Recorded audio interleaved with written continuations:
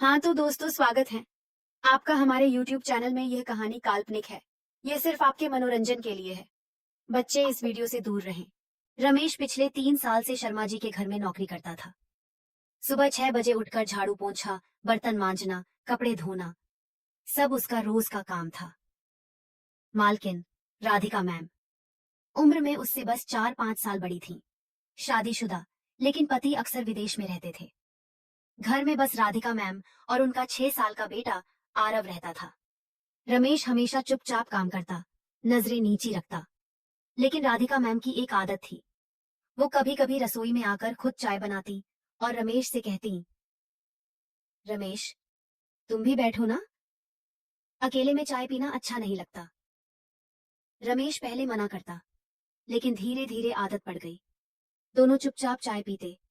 कभी मौसम की बात, कभी आरव की शरारतें। एक बार बारिश की शाम थी, बिजली चली गई। आरव सो रहा था।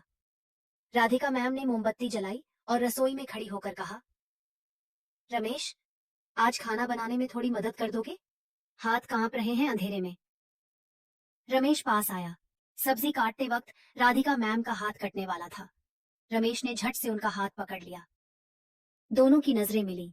मोमबत्ती की हल्की रोशनी में राधिका मैम की आंखें चमक रही थीं। रमेश का हाथ अभी भी उनका हाथ थामे हुए था। सॉरी, रमेश ने धीरे से कहा और हाथ छोड़ने लगा। राधिका ने धीरे से कहा, रुक जाओ, अभी मत छोड़ना। दोनों खामोश खड़े रहे। बारिश की आवाज के अलावा कुछ सुनाई नहीं दे रहा था। राधिका ने धीरे से अपना दूसरा हाथ रमेश के गाल पर रख दिया। उनकी उंगलियां ठंडी थीं, लेकिन स्पर्श गर्म था। रमेश की सांसें तेज हो गईं। उसने हिम्मत करके राधिका मैम की कमर पर हाथ रखा। दोनों एक दूसरे के और करीब आ गए।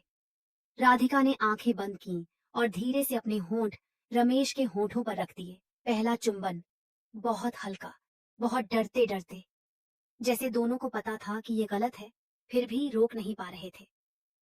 चुंबन गहरा हुआ। रमेश ने राधिका को अपनी बाहों में कसकर पकड़ लिया। राधिका के हाथ उसके बालों में चले गए। दोनों की सांसें एक हो गईं। कई मिनट बाद जब दोनों अलग हुए तो राधिका की आंखों में आंसू थे। ये गलत है रमेश, लेकिन इतना सही भी कभी नहीं लगा। रमेश ने उनकी आंखें पोंछते हुए कहा, मैं जानता हूं मैम, लेकिन दिल को समझाना बहुत मुश्किल है।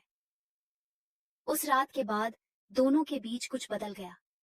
अब जब रमेश झाड़ू लगाता तो राधिका पास आकर धीरे से उसकी कमर पर हाथ फेर देती। जब रमेश बर्तन मांजता तो राधिका पीछे से आकर उसे गले लगा लेती।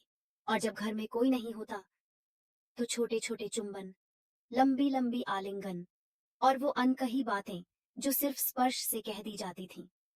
कहानी अभी अधूरी है, क्योंकि प्यार कभी पूरा नहीं होता, बस चलता रहता है, कभी छुपकर, कभी बिना छुपे।